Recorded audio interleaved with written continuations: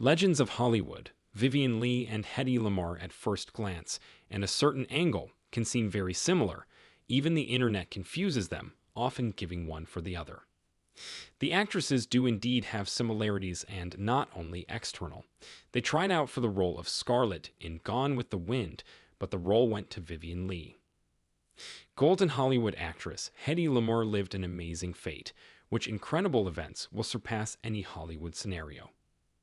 Hedwig Eva Maria Kiesler was born November 9, 1914 in Vienna, and was the only child of bank manager Emil Kiesler, incidentally born in Lvov, and pianist Gertrude Lichtwitz.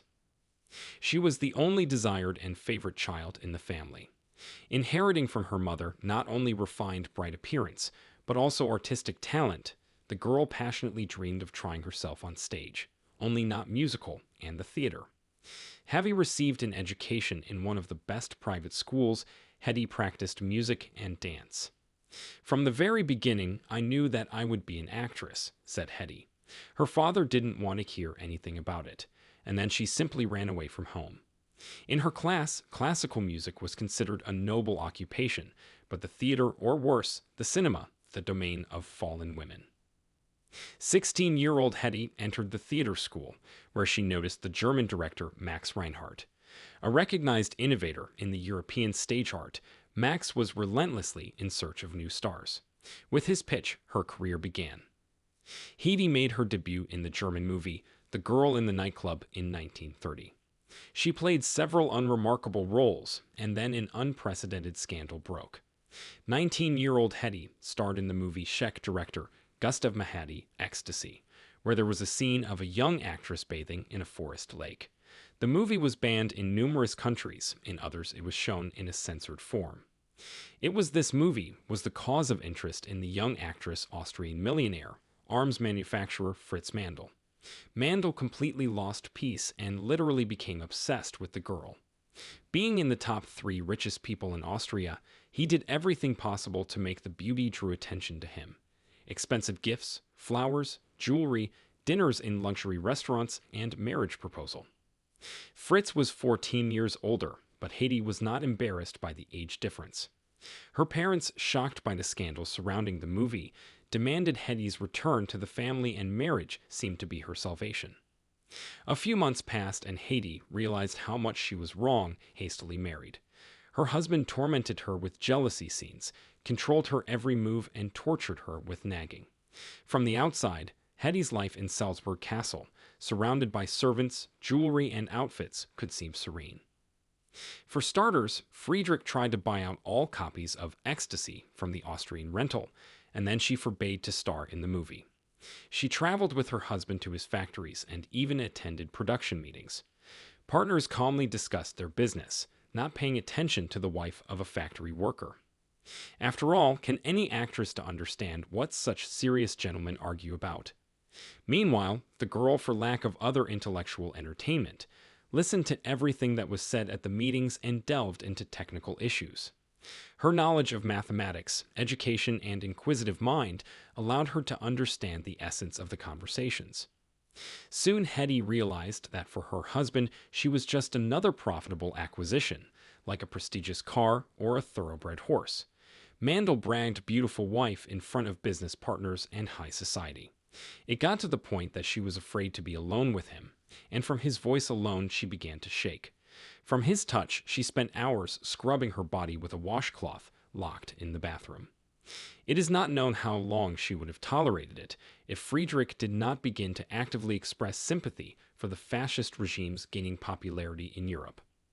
He callously and unscrupulously, without any embarrassment about the fate of hundreds of thousands of people of despicable nationality, which included her, openly sympathized with Hitler and Mussolini. This she could not tolerate. And then Hedy began to prepare to escape. In 1937, disguised in the modest clothes of his maid, with one suitcase, she took the train, which took her to London. It is true that in addition to her clothes, the suitcase contained jewelry worth a considerable sum, which was to serve as compensation for her 4 years of unhappy marriage. After buying a ticket for a transatlantic liner and taking precautions, she had taken care of her passport in a foreign name in advance. Hedy headed for New York. On the liner, she was approached by a gray-haired gentleman, and she got cold, still in fear that she, a fugitive, may be returned by her omnipotent husband. But the stranger, with a kind smile, handed Hedy a business card and introduced himself. "Don't be frightened. My name is Louis Mayer, and I am one of the owners of the Hollywood movie company Metro-Goldwyn-Mayer. I'm returning from Europe, where I was looking for new faces for Hollywood. The contract between Hedy and movie companies was concluded directly on board the liner." Louis Mayer persuaded the girl to take a new name to avoid scandalous associations with ecstasy, and Hedy Kiesler became Hedy Lamarr. Louis Mayer made a bet on the young actress, hoping that it will be a second Greta Garbo or Marlene Dietrich. Mayer called Hedy Lamarr the most beautiful woman in the world and believed that it is time to break the monopoly of stereotypical platinum blondes on the screen. Roles for her selected appropriate, Fatal Beauty, and Seductresses, and partners were the most famous and attractive actors of the era: Clark Gable, James Stewart, Spencer Tracy. Films with her participation came out one after another: Algiers, Lady of the Tropics, Tortilla Flat Quarter, Samson, and Delilah. In total, Lamarr earned on filming $30 million, a huge sum at the time. Soon disappointed in the film industry, including because Mayer, according to biographers, gave the actress less royalties because of her refusal to enter into intimate relations with him, Hedy actually left the acting career, only occasionally appearing in the frame, and became actively engaged in scientific activity, and this decision opened new horizons for her. When World War II broke out, Lamarr revealed another talent to the world, wanting to make her contribution to the fight against fascism. She proposed in 1942 to the U.S. National Inventors Council the idea of radio-telephone communication, Wi-Fi, which today is used by radio and cell phones as well as satellites. The patent was granted and classified, but Lamarr's invention was not actually used until the late 1950s and early 1960s. Hedy refused to pay money for her discovery. Knowledge of an engineer of the highest qualification, according to her, acquired, bored at countless meetings and laboratory tests, to which she took her first husband, wishing to boast of the beauty of his wife. Her personal life was quite turbulent. The second spouse of the actress was Jean Markey. Childless spouses adopted a boy, James. But Hedy would not be Hedy if she had resigned herself to childlessness. In her third marriage, she gave birth to a daughter, Denise, and then a son, Anthony. In all, Hedy married 6 times. The last marriage in 1963 to lawyer Louis J. Boyce proved fatal. In 1965, Hedy divorced him, losing her entire fortune. At this point, she quit with marriage. Fear of losing beauty became her obsession, so strong that Lamarr risked doing some radical plastic surgery in an attempt to regain youth. On one occasion, Hedy was accused of shoplifting shoes worth less than $100 from a store in Florida. Although the court rejected the accusation, the stain on her reputation from this incident remained for a long time. A few years later, Hedy, already not too sociable, wished to cut ties with the world and go to his estate in Florida. She felt perfectly at home alone, and there was a telephone to communicate with friends and children.